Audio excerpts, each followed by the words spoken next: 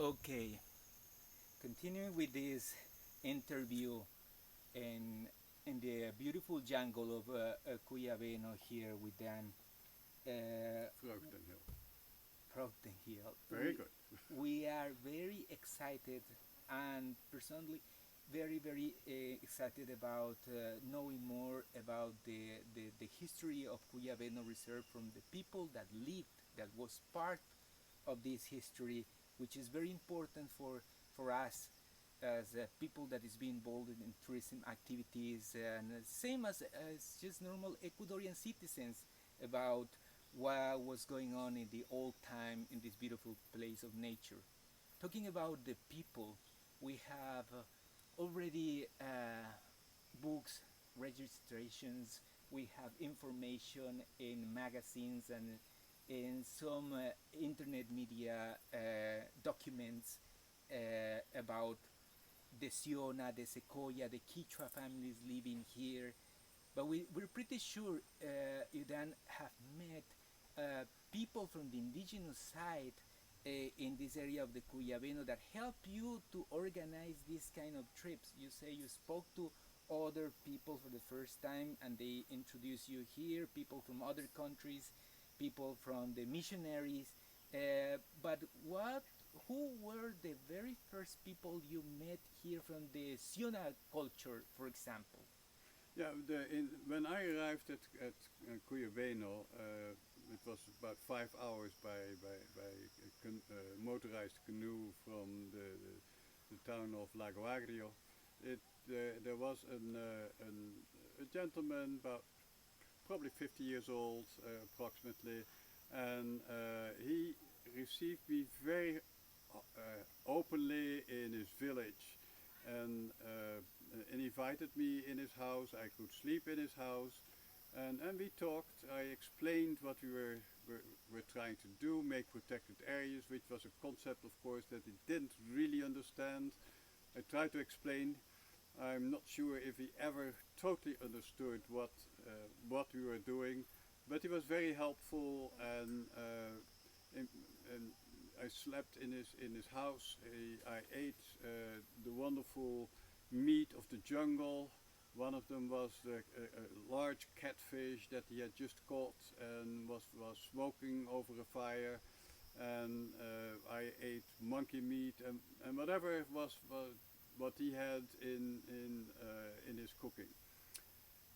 I explored the Cuyabeno area, and there were really no other people living there other than a very small group of maybe 4 or 5 families of another tribe, the Sequoia families, which was more a migrant kind of village. It was not a permanently inhabited village of people.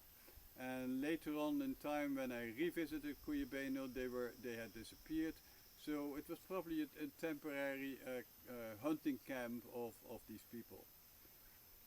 Um, I got an awful lot of information from the missionaries who had contact with the majority of the tribes.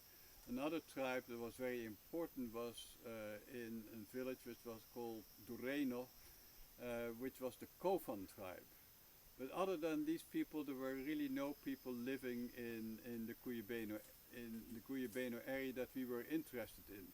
We were only interested in, as far as possible, complete watersheds, so that we were having areas where no pollution could enter into the reserves that we were going to propose as protected areas. The watershed of Cuyabeno at the time was about 150,000 hectares, and that is how it was later declared as a protected area. So, but there were other tribes. One tribe was, like I also already mentioned, was the Kofan tribe, and the Sequoia tribe. I don't really recall anymore exactly where they had their main village, but it was along the Agua Rico. Then, of course, there were what they call the Quichuas, which are basically the Indians that speak the Inca language of but with this very specific Ecuadorian accent. So they don't call them Quechuas, but Quichuas. And they had different villages along the Aguarico River, and they had quite a few villages along the Napo River.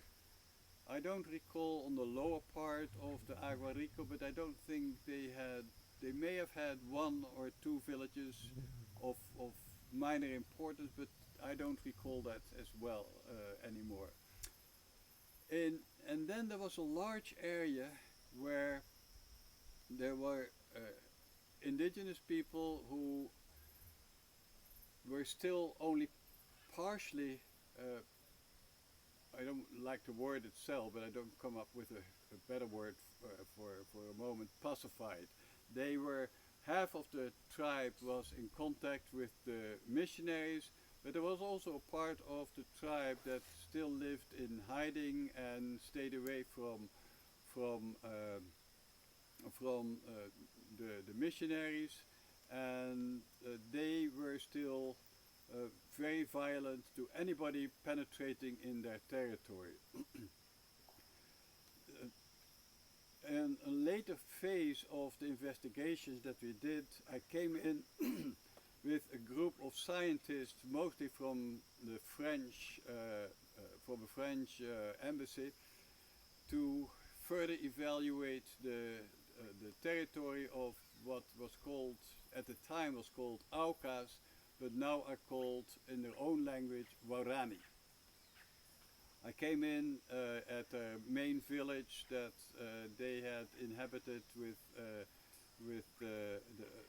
or created or permanently established with the help of the missionaries, Cuyabeno, and we spent a couple days with a team of 25 scientists there.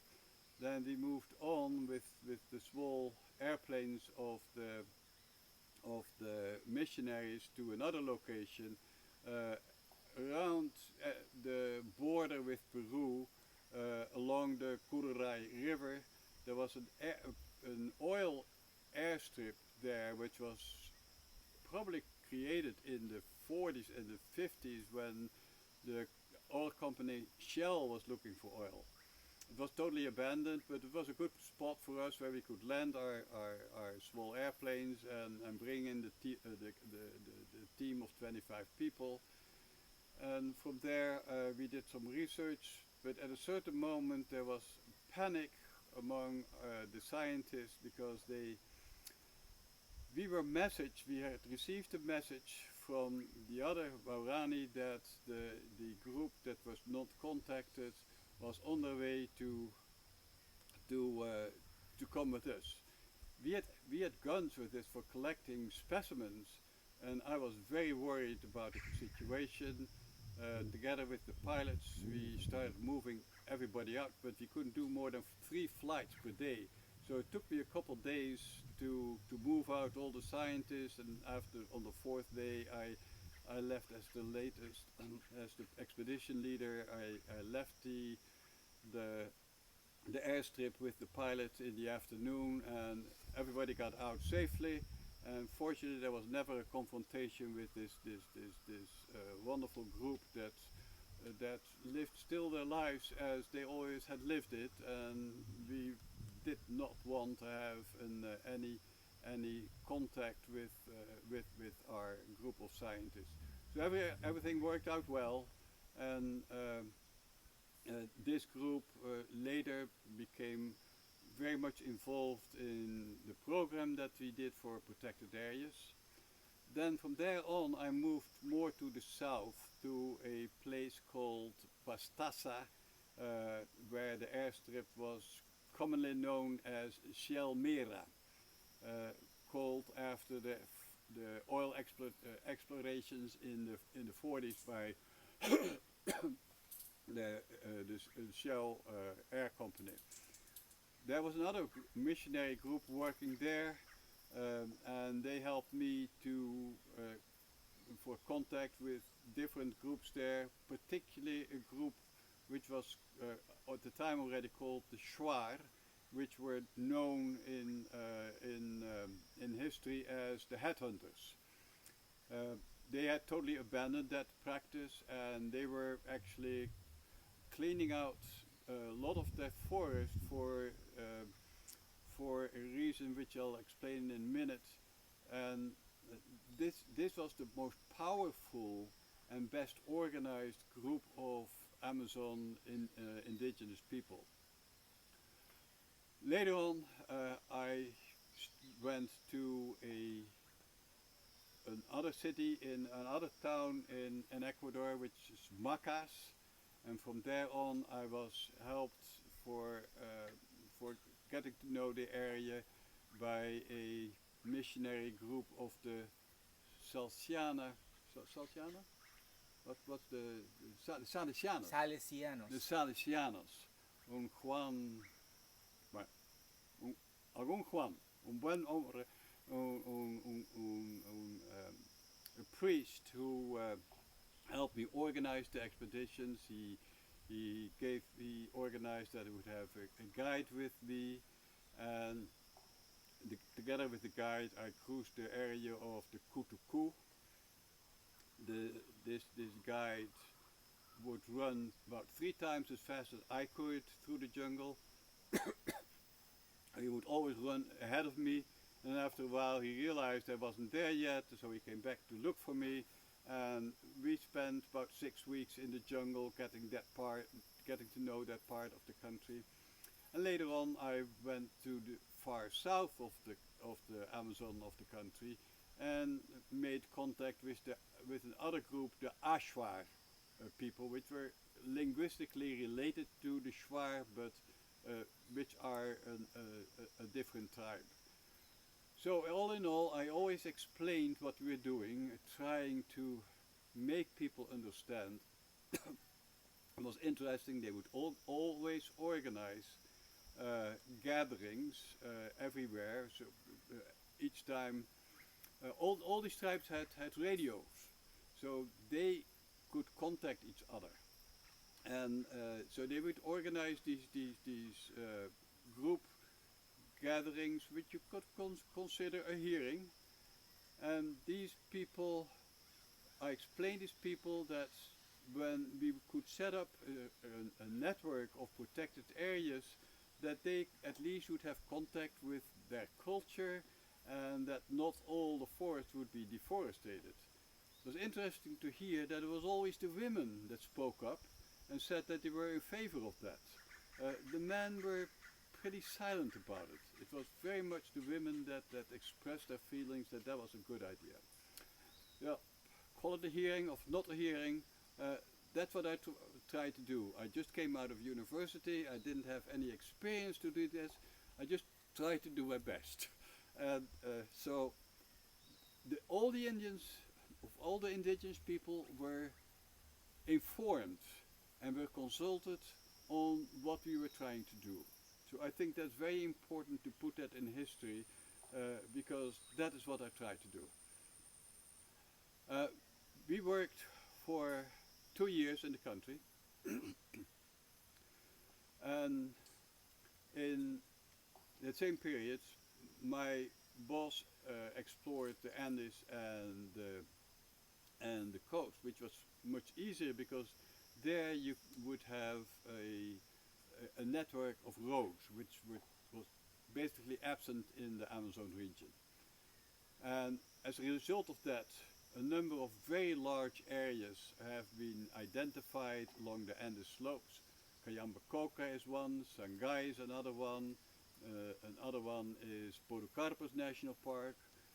On the other side of the Andes is what's the name where the Cuyabeno no, it's at the eastern side. Antisana. The other side. The other side. The other side. Antisana, Cuyabeno. No, on the other side of the Andes. The other side of the Andes. On the Pacific. On the Cayapas Pacific. Mataje. That's the one. Yeah. Mm-hmm. So which includes the famous crater of what's the crater of Huicoche. Yeah. and so there was a number of very large areas. We tried to see if we could make a connecting reserve from the eastern to the western, and this, but there was no forest left that could make such a connection. So that we gave up on. And apart from these very large areas, we included quite a number of intermediate-sized areas um, that were interesting or important for different reasons. In total, we ended up having a recommendation for 39 areas, and it's very interesting. We started in late 74. We finished with our recommendation in 76, and in 79, all these protected areas, or almost all these protected areas, were declared as protected areas. A few were declared already prior to that. I think Sangay was already declared a national park prior to that date. But in 79, the entire recommendation of the FAO United Nations report was adopted by the government and declared protected areas. Let's stop here for a while. Yeah, interesting for everybody to know about the Cuyabeno area, the process of creation of the reserve, and the actors of this very important piece of history for Ecuador, for the rainforest, and the environment and its conservation in general. For us, going back to the beginning a little bit, to remember names like the Saint Victoriano Criollo from the Siona people, other people related to them, like the daughters, the son who is still working for us in the tourism activity here, like Sergio Criollo is, the wife of him, the wife of all the others, the Tangoy family, for example, with Señor Jaime Tangoy, Bolivar Coquinche. Those are names that definitely will sound to you because you seen these people and work with them. The people in Playas de Cuyabeno with the family of the Chavez, the Tangoy, were also there or occupying those areas when you arrived there. We know about the Sequoia people, their precedents, the time they stay or been around here. But this family is still occupying areas of Cuyabeno Reserve, and they are principal actors of all these past, present, and future with the new generations of what is going on in the Cuyabeno. We're very happy about hearing all the effort that your organizations and your family, because you came here with your family too, right? To make possible the creation of these protected areas at the beginning as protected areas with a small territory, and now big with all these resorts and development of tourism and conservation for the benefit of everybody in the world, because this is supposed to be natural heritage for humanity declared also as an important category. It's not that Ecuador is only Galapagos. The importance of the rainforest with Cuyabeno is at its highest here because of the people, the history, the borders with the two countries, Colombia, more to the north, south, Peruvian rainforest, and the high biodiversity of plants and trees, place for the people, places that we like the most.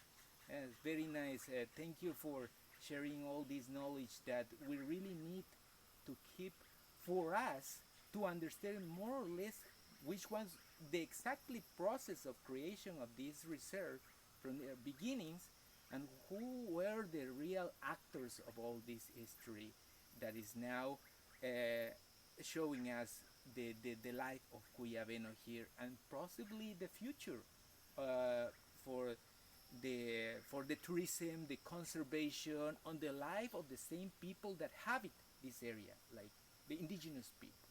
Thanks a lot.